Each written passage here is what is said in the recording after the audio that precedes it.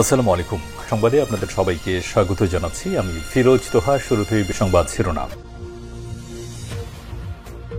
বাংলাদেশের সর্বশেষ গুরুত্বপূর্ণ আপডেট সংবাদে আপনাকে স্বাগত। শুরুতেই সংবাদ শিরোনাম, পরে বিস্তারিত। প্রথমে জানাব, যুবদল নেতাকে বহিষ্কার, শৃঙ্খলাভঙ্গ এবং দলীয় নীতি আদর্শ পরিপন্থী অনাচারের দায়ে লালমনিরহাট পৌর শাখার এক নেতাকে বহিষ্কার করেছে বাংলাদেশ জাতীয়তাবাদী দল যুবদল। সে সঙ্গে বহিষ্কৃত ওই নেতার বিরুদ্ধে আইনশৃঙ্খলা বাহিনীকে প্রয়োজনীয় ব্যবস্থা নেওয়ার আহ্বান জানানো হয়েছে। বহিষ্কৃত ওই নেতার নাম মাহমুদ হোসেন। তিনি লালমনিরহাটের পাটগ্রাম পৌর যুবদলের যুগ্ম আহ্বায়ক। আজ বাংলাদেশ জাতীয়তাবাদী যুবদলের কেন্দ্রীয় নির্বাহী কমিটির সদপ্তর সম্পাদক মিনহাজুল ইসলাম ভুঁইয়ার সই করা এক বিজ্ঞপ্তিতে এই তথ্য জানানো হয়েছে। জানাবো, 24 ঘন্টা না পেরোতে আবারও ইসরায়েলি সেনা হতাহতের তথ্য জানালো আইডিএফ। আবারও নিজেদের সেনা হতাহতের তথ্য জানিয়েছে ইহুদিবাদী ইসরায়েলের সেনা সদস্যরা। আজ এক বিবৃতিতে ইহুদিবাদী ইসরায়েলের সেনারা জানিয়েছে, দক্ষিণ গাজায় যুদ্ধ করার সময় তাদের নতুন করে আসাব জামির নামে 19 বছর বয়সে এক ইহুদিবাদী ইসরায়েলি সেনা নিহত হয়েছে। হামাসের হামলায় আরও 2 জন গুরুতর আহত হয়েছে। এরপর জানাবো, ইসরায়েলের সঙ্গে দীর্ঘযুদ্ধের প্রস্তুতি নিচ্ছে ইরান। দ্য মিডল ইস্ট আইয়ের নিবন্ধ।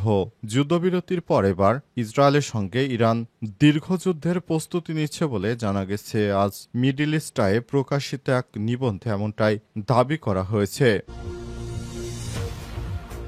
এদিকে ইসরায়েলের সঙ্গে বাণিজ্য বন্ধ করতে বহুজাতিক কোম্পানিগুলোর প্রতি আহ্বান জাতিসংঘ বিশেষজ্ঞের। প্রযুক্তি প্রতিষ্ঠান আলফাবেট, আইবিএম ও মাইক্রোসফট, অ্যামাজন সহ অসংখ্য বহুজাতিক কোম্পানির বিরুদ্ধে অভিযোগ উঠেছে যে তারা নজরদারি ও লক্ষ্য নির্ধারণে ব্যবহৃত প্রযুক্তি সরবরাহ করছে ইসরায়েলকে। গাজায় ক্ষতিগ্রস্ত এলাকাগুলোতে সমতল করার কাজে ব্যবহৃত যানবাহন সরবরাহকারী হিসেবে ক্যাটারপিলার, হুন্দাই ও ভলভোর নামও এসেছে জাতিসংঘের প্রকাশিত প্রতিবেদনে।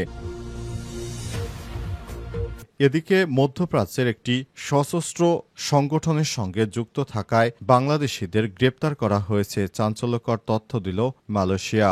জঙ্গি গোষ্ঠী হিসেবে পরিচিত মধ্যপ্রাচ্যের এক সন্ত্রাসী সংগঠনের সঙ্গে সম্পর্ক ছিল মালয়েশিয়ায় সম্প্রতি গ্রেপ্তার বাংলাদেশিদের। তারা ওইসব মতাদর্শ ছড়িয়ে দেওয়ার পাশাপাশি অর্থ পাঠাত সিরিয়া ও বাংলাদেশ থেকে গোষ্ঠীটির বিভিন্ন ছেলে। এমন চাঞ্চল্যকর তথ্য জানিয়েছে মালয়েশিয়ার পুলিশ প্রধান আইজিপি মোহাম্মদ খালিদ ইসমাইল। সদর দপ্তর বুকিতে আমানে এক সংবাদ সম্মেলনে দেশটির পুলিশ মহাপরিদর্শক বলেছেন, চলতি বছরে এপ্রিল থেকে পরিচালিত ধারাবাহিক অভিযানে 36 জন বাংলাদেশিকে আটক করা হয়েছে। তারা নির্মাণ খাত, সেবা খাতে কর্মরত ছিল।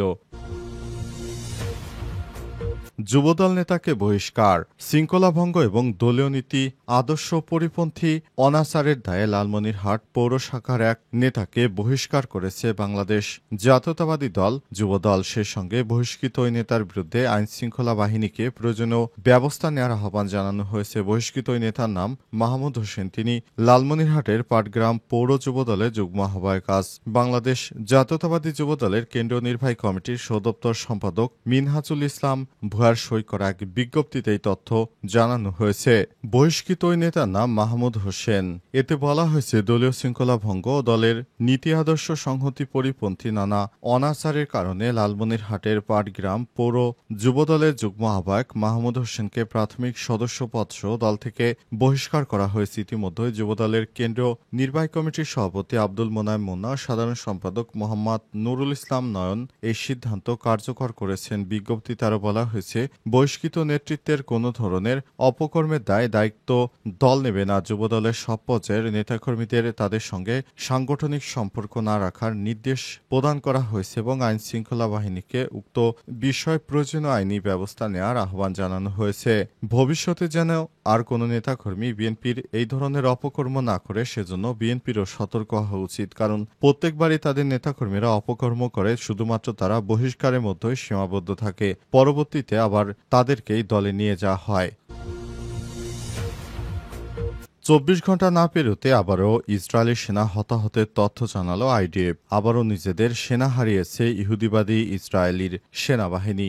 আজ আইডিএফের এক বিবৃতিতে বলা হয়েছে, দক্ষিণ গাজায় যুদ্ধ করার সময় আসাফ জামের নামে আরও এক ইহুদিবাদী ইসরায়েলের সেনা নিহত হয়েছে। এছাড়াও গুরুতর আহত হয়েছে নতুন করে 2 জন। আল জাজিরা এবং দ্য টাইমস অব ইসরায়েলের খবরে বলা হয়েছে, দক্ষিণ গাজার খান ইউনুসে সংঘর্ষে এই হতাহতের ঘটনা ঘটে। আইডিএফ এর এক বিবৃতিতে জানিয়েছে 188তম ব্রিগেডের 53তম আর্মড ব্যাটালিয়নের 19 বছর বয়সী সার্জেন্ট আসাফ জামির দক্ষিণ গাজা উপত্যকার ইহুদিবাদী ইসরায়েল যুদ্ধে গিয়েছিল, সেখানেই হামাসের আক্রমণে মারা গেছে।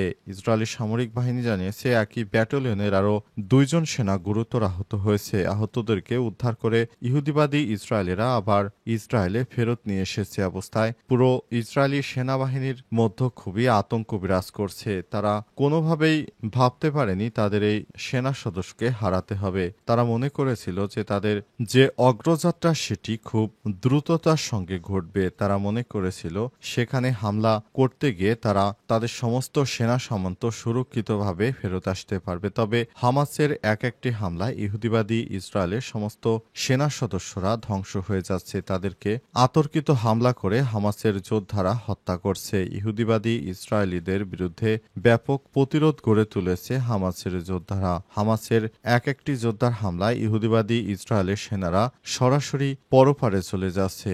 তাদেরকে কোনোভাবেই রক্ষা পেতে দিচ্ছে না। হামাসের যোদ্ধারা নতুন করে এমন রণকৌশল আবিষ্কার করেছে, এমনভাবে আক্রমণ চালাচ্ছে, প্রতিদিনই গাজায় অভিযানে গিয়ে সেনা হারাচ্ছে ইহুদিবাদী ইসরায়েল। তাদের এই সেনা সংখ্যা হয়তো সংখ্যায় কম, কিন্তু কৌশলগত দিক দিয়ে খুবই গুরুত্বপূর্ণ। ইহুদিবাদী ইসরায়েলিরা এমনিতেই সংখ্যায় কম, তারপর তারা যদি এভাবে সেনা হারাতে থাকে তাহলে তাদের ভবিষ্যতের যুদ্ধে জয়লাভ করা খুবই দুরূহ কাজ হয়ে পড়বে।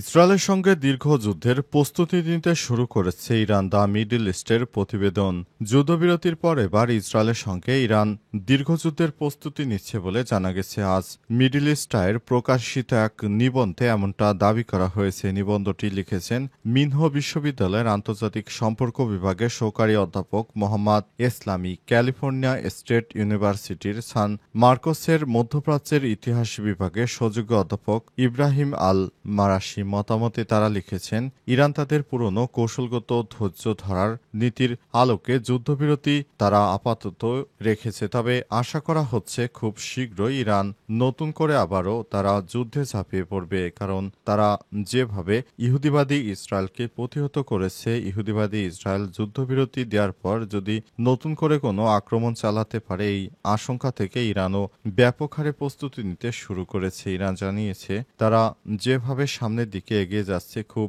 শীঘ্রই যদি বড় ধরনের সংঘাত সৃষ্টি হয় তাহলেও তারা ইহুদিবাদী ইসরায়েলকে আরও কঠিনভাবে জবাব দিতে পারবে। তাই তারা ব্যাপক হারে প্রস্তুতি গ্রহণ করতে শুরু করেছে। ভবিষ্যতে যেন ইহুদিবাদী ইসরায়েল কোনোভাবেই ইরানের উপর হামলা চালিয়ে যেন ছাড় না পায়, সেজন্য সব ধরনের প্রস্তুতি গ্রহণ করতে শুরু করেছে ইরান প্রতিদিনই তাদের ক্ষেপণাস্ত্র সক্ষমতা আরও উন্নত করার চেষ্টা চালিয়ে যাচ্ছে। ইসরায়েলের সঙ্গে বাণিজ্য বন্ধ করতে বহুজাতিক কোম্পানিগুলোর প্রতি আহ্বান জানিয়েছে জাতিসংঘের বিশেষজ্ঞরা। প্রযুক্তি প্রতিষ্ঠান আলফাবেট, আইবিএম, মাইক্রোসফট ও অ্যামাজন সহ অসংখ্য বহুজাতিক কোম্পানির বিরুদ্ধে অভিযোগ উঠেছে যে তারা নজরদারি ও লক্ষ্য নির্ধারণে ব্যবহৃত প্রযুক্তি সরবরাহ করছে ইসরায়েলকে। গাজায় ক্ষতিগ্রস্ত এলাকাগুলোতে সমতল করার কাজে ব্যবহৃত যানবাহন সরবরাহকারী হিসেবে ক্যাটারপিলার, হুন্দাই ও ভলভোর নামও এসেছে। জাতিসংঘের সাম্প্রতিক প্রকাশিত প্রতিবেদনে এমন পরিস্থিতিতে যুদ্ধ অপরাধে সহযোগিতার আশঙ্কা তুলে ধরা হয়েছে। গাজা ও অধিকৃত পশ্চিম তীরে ইসরায়েলের সঙ্গে সব ধরনের ব্যবসা বন্ধে বিশ্বজুড়ে বহুজাতিক কোম্পানিগুলোকে আহ্বান জানিয়েছে জাতিসংঘের ফিলিস্তিনি ভূখণ্ড বিষয়ক বিশেষ রিপোর্টিয়ার্স ফ্রান্সেসকো আলবানিজ। জেনেভায় আন্তর্জাতিক জাতিসংঘ মানবাধিকার পরিষদের বক্তব্য দেওয়ার সময় আলবানিজ এই আহ্বান জানান। তিনি ইহুদিবাদী ইসরায়েলকে যারা অর্থনৈতিকভাবে সহায়তা করছে তাদেরকে তিনি শাস্তির আওতায় নিয়ে আসার জন্য আহ্বান জানিয়েছেন। ইহুদিবাদী ইসরায়েলিরা যেন কোনোভাবে আর নিরীহ ফিলিস্তিনিদেরকে হত্যা করতে না পারে সেজন্য সব ধরনের প্রস্তুতি গ্রহণ করা উচিত বলে তিনি বিশ্ববাসীর প্রতি আহ্বান জানিয়েছেন, যাতে করে ভবিষ্যতে আর ইহুদিবাদী ইসরায়েলিরা নিরীহ ফিলিস্তিনিদেরকে আর হত্যা করতে না পারে সেজন্য সমস্ত মানুষদেরকে নতুন করে দায়িত্ব গ্রহণ করতে হবে। নিরীহ ফিলিস্তিনিদেরকে যারা হত্যা করছে এবং ইহুদিবাদী ইসরায়েলকে যারা সহায়তা করছে তাদের সমস্ত পণ্য এবং সেবা বয়কটের সময় এসেছে।